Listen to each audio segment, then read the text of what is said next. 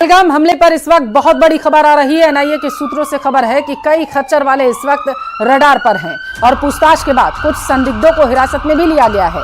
अब तक 1500 से 2000 खच्चर वालों से पूछताछ हो चुकी है। एनआईए सूत्रों के मुताबिक लगातार 8 दिनों से पूछताछ में एंट्री और एग्जिट पॉइंट समझने की कोशिश की जा रही है। तो ये बड़ी खबर आपके टेलीविजन स्क्रीन पर है। दरअसल पहलगाम हमले के बाद खच्चर वालों पर सवालिया निशान खड़ा हुआ था, तो यही वजह है कि एनआईए की टीम की रडार पर अब खच्चर वाले आ चुके हैं। कई खच्चर वालों से लगातार पूछताछ की जा रही है। एनआईए की टीम की तरफ से 1500 से लगभग 2000 के आसपास बताया जा रहा है ऐसे खच्चर वाले हैं जो एनआईए की रडार पर आ चुके हैं। इनसे लगातार पूछताछ की जा रही है और इलाके पर नजर भी।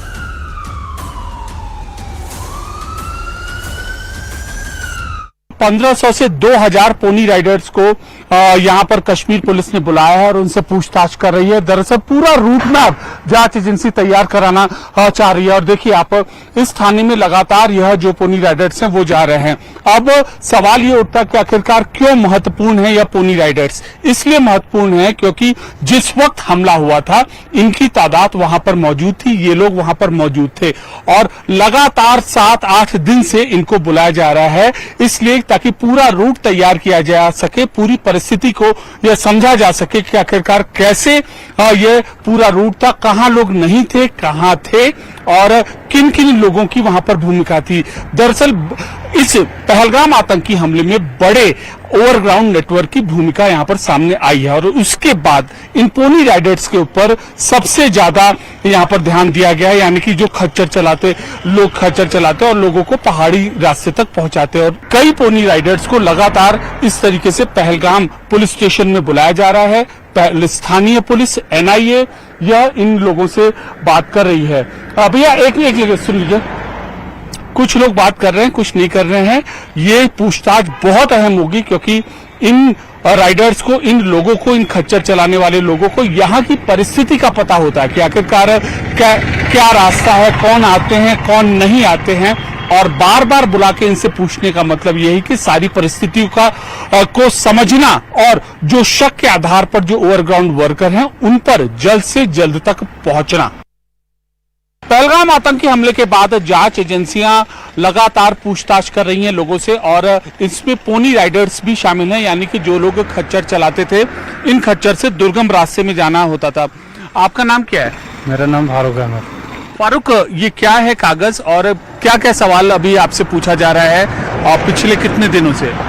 पिछले 10-12 दिनों से हमें यही पूछा जाता है कि ये हमला किसने किया, कैसे किया, हमें भी कुछ पता नहीं है कैसे हुआ।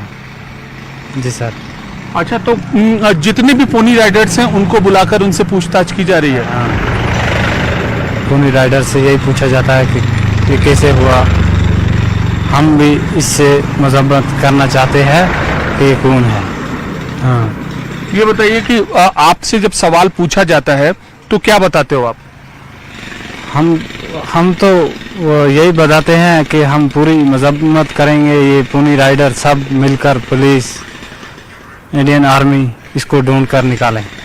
ये बताइए कि आपके हाथ में कागज है, जरा ये कागज दिखाइए, क्या है? ये तो परमिशन है घोड़े की। जी सर।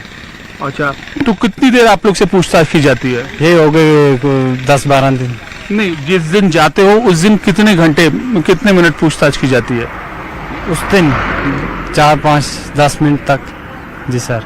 पूछताछ तो लगातार बयान दर्ज होते जा? हाँ, लगातार बयान दर्ज हो। 10 दिन से किसी दिन गैप हुआ है? जी सर, बीच में किसी दिन गैप भी हो जाता है। तो कुल कितने आपके जो पोनी राइडर्स के लोग होंगे जिनसे पूछताछ होती है? तकरीबन 30% लोगों से। संख्या मतलब कितना, काउंटिंग में कितना होगा? काउंटिंग में होगा यही 1500-2000।